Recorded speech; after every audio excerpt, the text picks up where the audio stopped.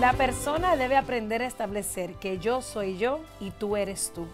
El incesto destruye este aprendizaje, ya que para las víctimas no existen como seres separados, sino que se consideran como propiedades sujetas a toda clase de violación.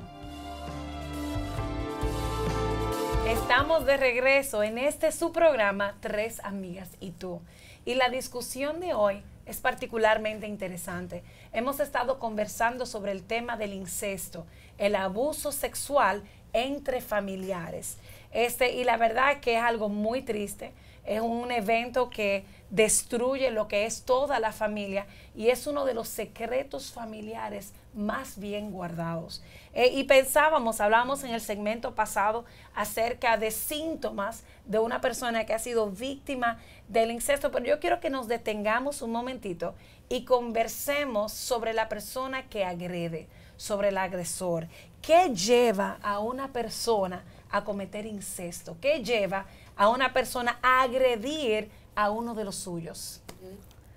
Yo pienso que lo primero es que esa persona que comete incesto no está bien. O sea, una persona que tiene una distorsión profunda sobre lo que es la sexualidad normal, sobre lo que es ese límite, cómo él debe manejarse, cómo debe desarrollar esa actividad, el tiempo, la edad, con el ser humano, con nosotros. Entonces, para mí, es una persona que en su formación, lo que son sus conceptos mentales, estructurales, en cuanto a concepto, en cuanto a la visión que tiene, en cuanto a lo que es esta relación hermosa entre la persona a cierta edad. Porque cuando un ser humano, un tío, un padrastro, el que sea, viola los derechos de un niño a nivel general, cometiendo incesto, es porque necesita ser tratado.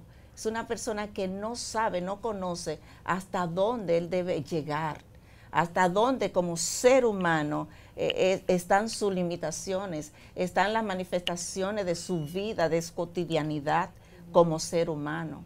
Entonces yo siento que es alguien que necesita ser tratado, es alguien que necesita ser trabajado profundamente cuando pasa esto.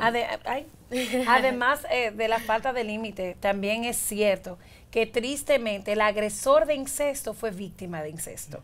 Usualmente son patrones que se repiten. Si alguien fue abusado sexualmente dentro de su casa, y posiblemente eso no ha sido algo ni tratado, ni algo trabajado, ni algo superado, hay algo que enferma, hay algo que degenera en el abuso sexual a la persona que es víctima. Y tristemente, yo diría en el peor de los casos, la persona repite el mismo patrón. Muchas veces encontramos que la persona que es el agresor en casos de incesto usualmente fue una víctima de incesto. Y hay un dicho que es muy cierto, que dice que nadie da de lo que no tiene, y son personas que han tenido carencias y aprendizaje y entendimiento de cómo es una relación sexual saludable, cómo es una relación emocional con otra persona, cómo es incluso una relación familiar con otra persona, y como han tenido esa carencia, dado a patrones, como ya hemos dicho, dado a que ya existe una programación en la persona de que como eso es lo que aprendí, eso es lo que a mí me hicieron, lo que a mí me enseñaron, incluso sin querer a veces que se repita la situación, se da. En ocasiones sí hay situaciones de personas que provocan esta situación en niños, en jóvenes, que es premeditado, que es pensado, que es incluso con rencor el hecho de que a mí me hicieron esto, entonces eso es lo único que yo sé dar. Pero también hay situaciones en las que agresores han salido de estas situaciones, han trabajado estas disfunciones, estos problemas que se han dado en su vida. Inclusive no estamos hablando de que agresores han comenzado a ser agresores siendo ya grandes, sino que hay siempre un trasfondo de la niñez, un trauma en el área sexual y en el área emocional que los llevan eventualmente a cometer lo mismo la situación que vivieron antes. Hay otra partecita y es cuando el ser humano es tan estimulado en lo que es esa área sexual de manera distorsionada. El hecho de ver mucha pornografía, el hecho de estar tan expuesto y alimentar tanto su mente y su cerebro, eso lo lleva también sin pensar, sin saber cómo ni con quién ejercer estas actividades y cometer incesto, no importando si la hermanita o quién es, la prima, la que vino de tal país está aquí, o sea, no hay un freno por la sobreestimulación. Definitivamente. Y Elsa, tú mencionaste algo al principio, tú hablaste de que esta persona tiene una distorsión sobre lo que es la sexualidad. Y yo creo que dentro de todas las cosas que hemos mencionado, ese es un factor que siempre va a estar presente. Sí. Hay una distorsión en cuanto a lo que es la sexualidad. Hay una falta de entendimiento y fíjense lo natural que es que una mamá proteja a su hijo. Lo vemos en la naturaleza, se ven hasta en los animales, que la leona protege a su leoncito y quizás está muy tranquila, pero si algo viene en contra, ¿verdad?, de su leoncito, de su bebé, ella se pone más agresiva que nunca. Si esto es algo que observamos aún en la naturaleza, cuánto más en el ser humano. Cuando esto está distorsionado, eso no se distorsiona porque sí. Esta distorsión viene como un resultado de un trauma vivido en algún momento.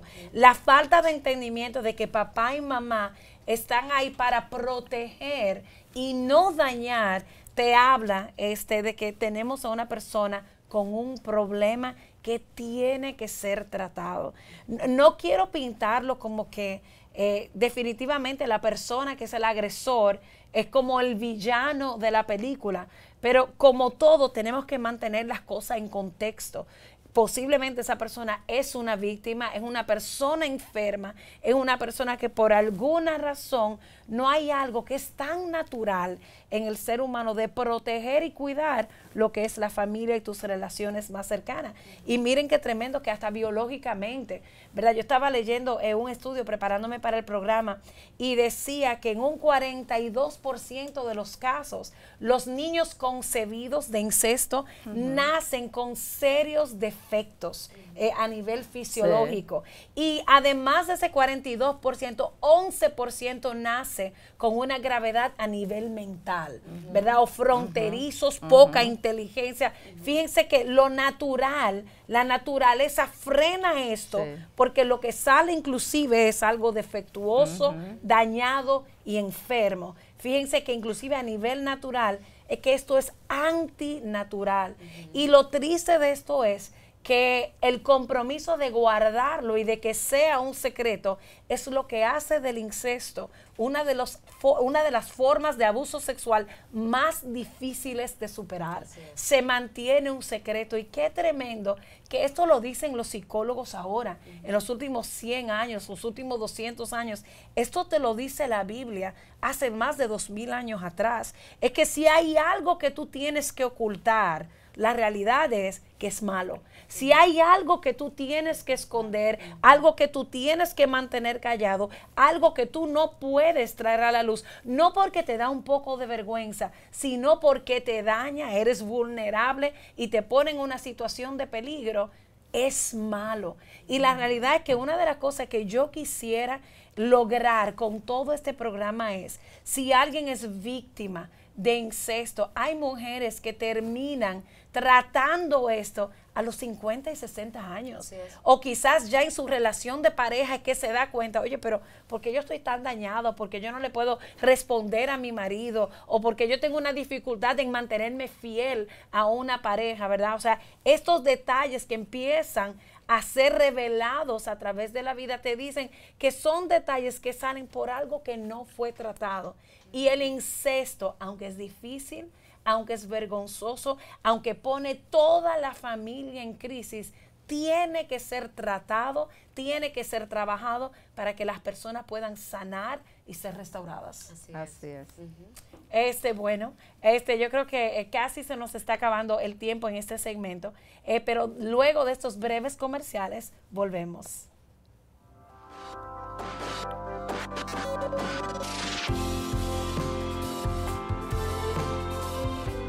Las personas deben aprender a dominarse y controlarse. Las víctimas de incesto aprenden todo lo contrario, que no tienen poder, no importa lo que hagan, no se les escucha y el abuso sigue. Ellos o ellas aprenden que no tienen control sobre sus vidas.